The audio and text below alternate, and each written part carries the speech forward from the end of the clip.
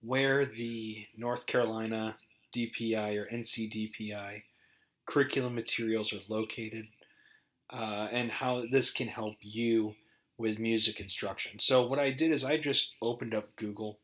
Google searched NCDPI. You can see it right up here at the top of the search bar. So this is the first thing that comes up. Now, you can go to ncpublicschools.org. That you can do. However, it gets a little crazy. What you're really looking for is ncdpi.state.nc.us/curriculum, which is this one that I'm hovering my mouse over right now. So you click on that and you're brought to this page. Here are all of the curriculums and standards for K-12 in all content areas. This is mainly going to focus on music. Obviously, I'm speaking to music people right now. So what you do is you see the standards area. And all you're going to do is you're going to click on Arts Education, which is the top one. Now, here you have some different things. Now, this is where I like to have a little bit of an organization on how I approach things. I prefer looking at the standards first. So if you look at Arts Education Essential Standards, which is the top one, you click that. And here you get all sorts of different options with theater, dance, and all this stuff. What I prefer is you guys are going to be focused on K-8, and I do it as a PDF file. Why? Because that can be uploaded to Google easily. That can be transferred from one spot to the next real easily. So what you're looking at here is the beginning of the standards. It's an 18-page document, and it's broken down into ML, MR, and CR. I try to have at least one from each category in my music lessons. Sometimes it doesn't lean itself to do it. So what we have here is we have the music literacy, and this is broken down by, if you noticed, each one of these has K. K.ml.1, K.ml.2, and so on. K is the kindergarten. It stands for kindergarten. And when you look further on as we explore this document a little bit more, you'll see that it changes from 1.ml.1.1 and things like that, and so on and so forth. So when you're putting this together, I would recommend that you read through all these. Read through all these standards and really get a feel for, if you were teaching just kindergarten, what are the things that the state wants you to hit? Now, this is where we get into a gray area, because the state wants us to hit these, but it isn't necessarily the end-all, be-all. And I know I probably am going to anger some people about this, but this document is a guide. So, as we look through this, you have the essential standard in bold, which is the second column. This is the big one.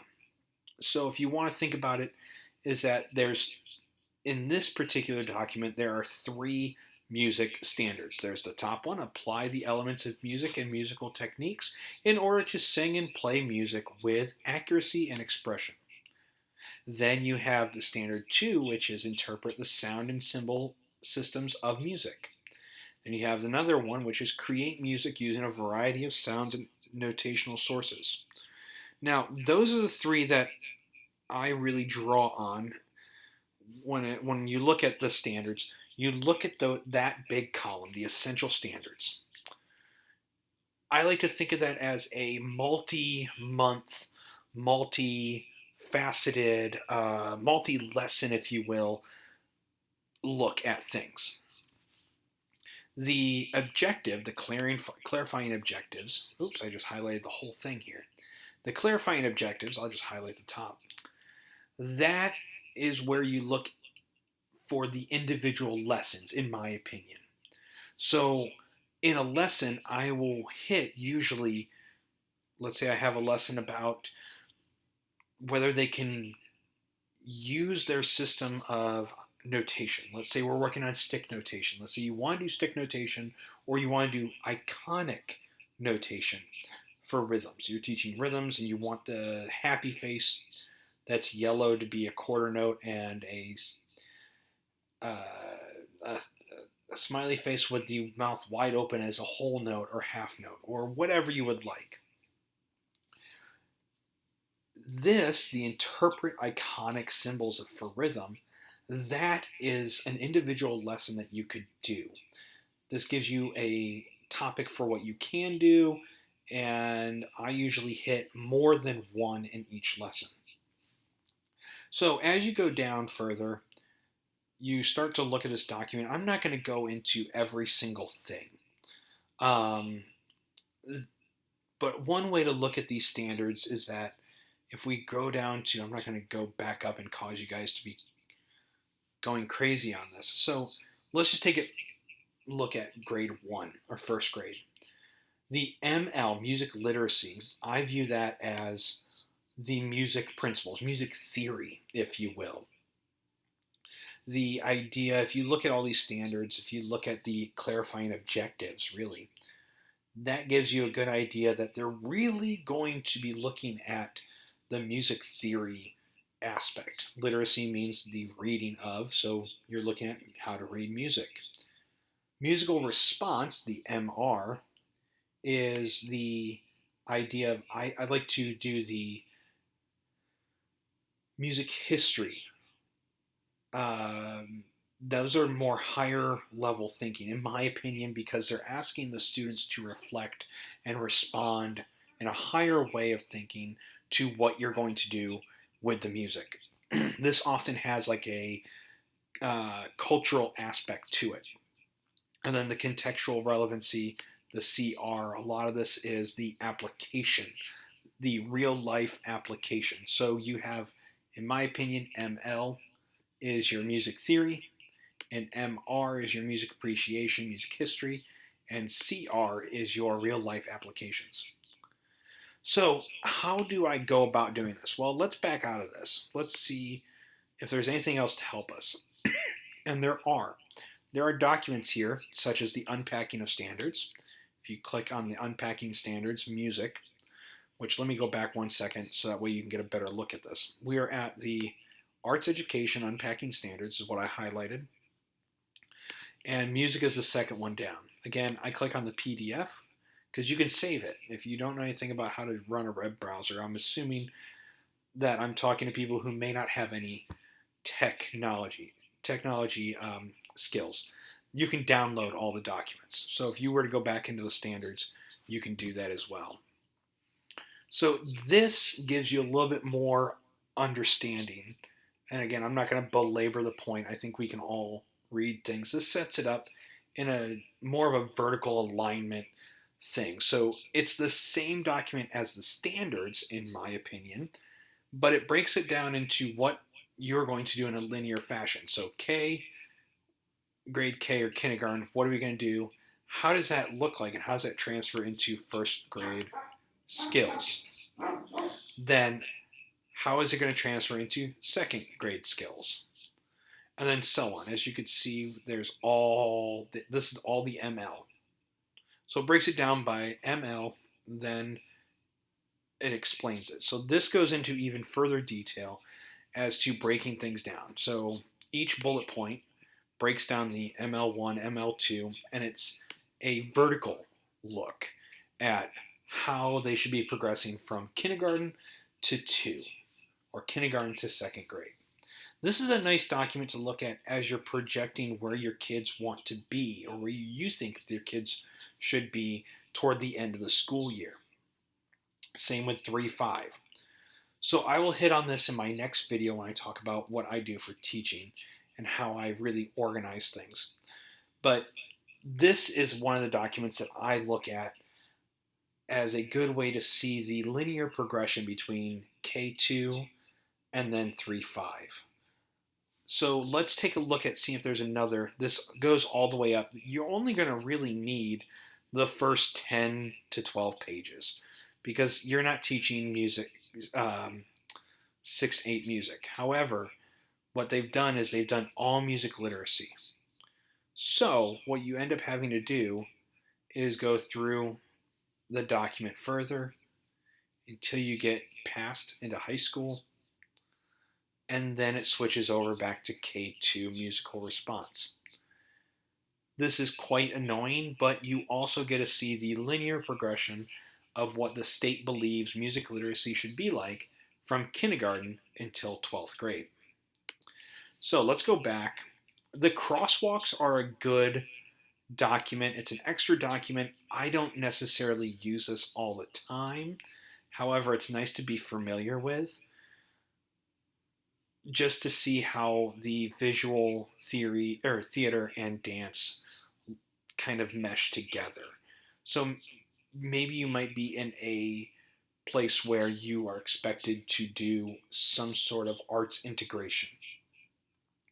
This would be good to look at because this can help you bridge the gap between visual arts and other different arts in general. Now, the competency goals, this also looks at the national standards. If you see here, it says music standard course of study and the essential standards. This is a comparison and how they align. This is a nice little handy goal or a nice little handy thing to look at while you're doing this. And so that way you can get an idea on what's going on, how that connects to the national standards. And you can just explore this on your own. It's a very beefy document to read. However, it's a great thing to be at least knowledgeable of. There's a lot of great things on how you can connect that to different things. And then you have a graphic organizer on, to me, this is all just the same thing, just reiterated into a different form. So let's just look at the arts and the social studies. So what they've done is they've tried to make a document where they're connecting all aspects. So if you look, this is how social studies use, they all connects and it gives you examples. This is something I really don't use because when I start to work with my teachers, I do something different. I honestly do something different and it's more customized to them. This is a good idea to look at if you want to get ideas to help bridge that gap with your teachers. It's not necessary. It's not the best. It's not the best document to look at. So what I would recommend you all do is be familiar with the crosswalks. That's going to be an essential key part. The unpacking standards is the best, honestly, the best and most influential thing that you could possibly do because it gives you not only a linear thing, but it gives you a nice little breakdown as to what you need to be doing or what you should be doing, what your goal should be to strive for. And then ultimately, the backbone of this is the K8 music standards, which is the top document. So make sure that you're familiar with all these documents before you really start to set out on your lessons because there's nothing more frustrating than looking at your documents going, okay, I've got this, getting a lesson together, and then realizing that you truly don't have any grounding in your standards. So I'm also talking to as if all the people that are watching this video have no teaching background. If you're all lateral entry in North Carolina, and that is you really want to have things that are connected to your standards because it should be that your standards are posted throughout your classroom. And I'll get to that in my second video. But you need to have a well grounding in your standards so that way you know from one grade level to the next, from one year to the next after this school year, where your kids are going. So that concludes this video. I hope this was informational. I will make sure that I provide contact information in my second video about teaching techniques so that way you can contact me if you need to. Again, make sure you're going to the NCDPI it is dpi.state.nc.us/curriculum. I've highlighted it at the top of the URL bar. It'll also, if this is on YouTube, it will pop up in the description box so that way you can click on the link as well. I hope you found this information useful, and I hope that you'll use this in your lessons to come. Thank you.